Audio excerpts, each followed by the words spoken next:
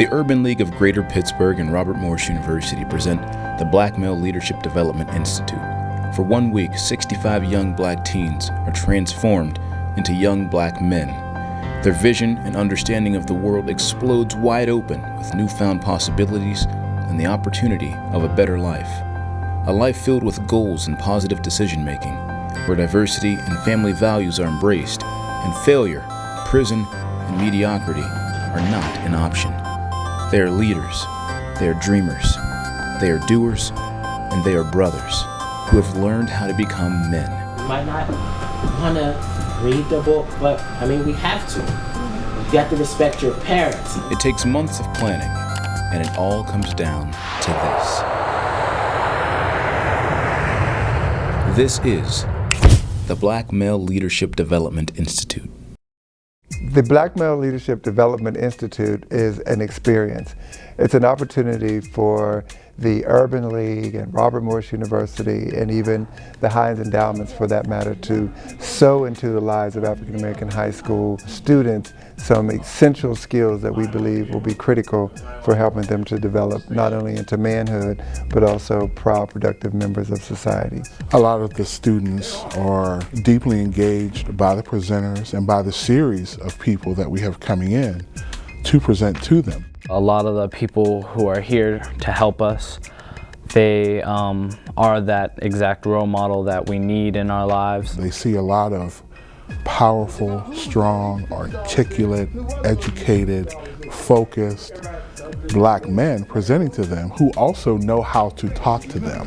The more you work at it, the easier it gets. Just like push-ups. When you first started doing your push-ups, was it easy when you first started doing it? No. All right. But if you kept at it, it got easier and easier. Then you moved from 10 to 15 and so forth. Some of these students might have a 2.0, 2.1, 2.2 grade point average, and they might want to start to give up 10th grade year. I let them know that they have to get on the ball if they're serious about trying to advance in their life. I don't want to just get them into a particular institution. I want them to be prepared enough so that they stay in and that they graduate. Not only are they powerful people and very successful, they want to give back. They want to reach back and help these young men surpass the level of success that they've obtained. So even though they might not go to Penn State, I will be happy just as long as they graduate, no matter where they go. A couple of the best things about BMLDI are the men who are running it. They are actually here because they care about us. They're here not because they're getting paid. And he's also the director of Homo Children Village Project, and he's a pastor. What's up, y'all? I'm John Wallace III, and it's my daddy. All right. In many ways, these young men break the stereotypes and break the mold. So I think bringing them all together and giving them the opportunity to see one another and see other positive African American men, both older and younger, I think it's a tremendous opportunity. It's really a gift to them. All right, I'm gonna give you 2 more minutes to wrap those bananas up. Put the banana together. That ain't how you got it. We're not dealing with their banana, we're dealing with your banana. If you don't have good values, you have to remember sometimes the things you do cannot be redone or fixed that quickly. You know, it only takes you 15 seconds to get into something that'll take you 15 years to get out of. I think what an experience like this offers to the students that are here is an opportunity to see the potential that they have in them begin to develop and blossom.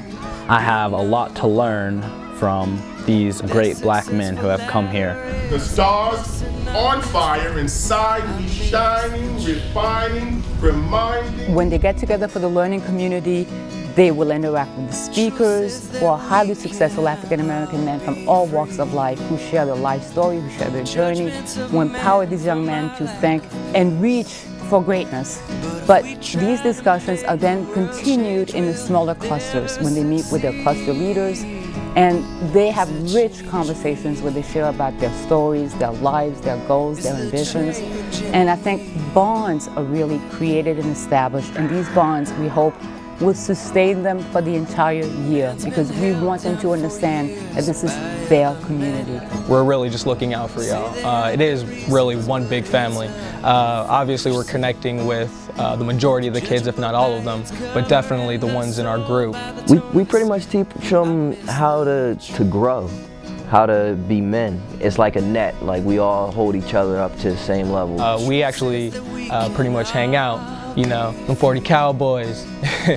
I've made a lot of new friends this week. I'm in a group F Block, and we all put our group on a lot. F block, F block, F block, F block. Hang 'em. Get 'em. It's a great way to interact and gain the full experience of the summit. Creative brothers, we here forever. No matter what, we stick together. Being here helped me widen my horizon. Well, some of the speakers, it showed that everything isn't put in front of you. You literally have to break down doors and take it just because your complexion. You have to tear down that wall in the right way. There are different ways to obtain a goal. There's the fast way, there's the easy way, then there's the right way. If you do things the right way, you only have to do them once. Nothing in life is so complicated that it cannot be achieved by discipline and hard work. The path of least resistance is often the path that ought to be most avoided. Often we fear that which is unknown. So in order to overcome the fear of the unknown, let's make the unknown known. And the way we do that is by listening to each other, by paying attention to one another's stories, by respecting each other's stories, and by being willing to share our own. And then the other becomes the brother.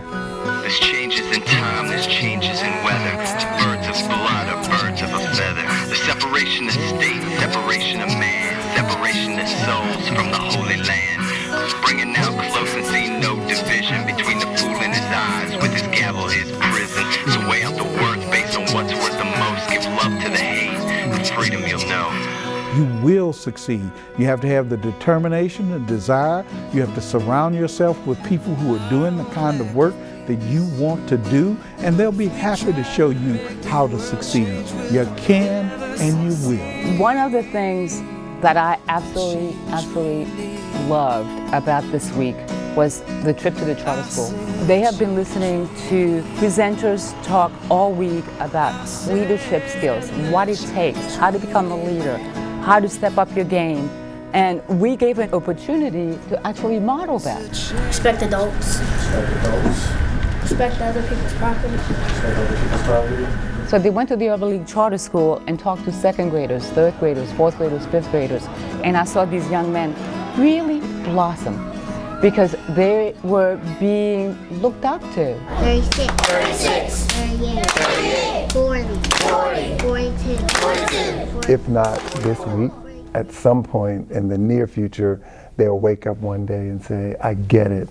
You know, I'm a man, I'm a black man, I'm a leader. The recession, make that guap and my parents' bills lessen. Hello, good morning, Mr. Corporate. Are you listening? It's Slowly the Prince from the home of the champions. Pittsburgh, Pennsylvania, baby, we still here. After we took the cup, you all disappeared. I understand now, you all just scared to put us on the map. Hello, good morning, Mr. Disappointment. Leadership is not about me and what I can get for myself. Leadership is ultimately about how do I serve others. Black male leadership is the ability to develop and maintain cultural and community direction while aligning others towards a common goal and motivating them to action, and also provoking them to achieve personal and organizational transformation. I learned that leadership isn't a word, it's not just an action, it's actually like a way of being. Through this conference and through being taught that we are leaders, it makes us see an entirely different way to push ourselves in a new direction and that we can become something else. My goal is to basically gain skills to be able to go back home and motivate people to do better at what they do. I learned that I'm a lot stronger than I thought I was, so I don't have to change just because of where I'm at or who I'm around. I can always still just be me.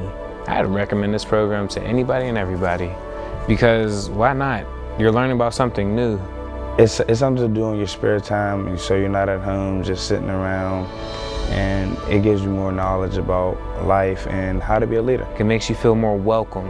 It helps you get that opportunity to say, hey, there's another black male or a friend who looks like me and goes through the same things I go through, where I don't feel alone in this world. You get to see more African American males that are not just selling drugs or playing basketball or doing a sport. They're actually here for a certain reason. The black male in America is a descendant of a people who have undergone tremendous oppression and yet have also experienced great heights of achievement. No, it's not easy to be a black man in America.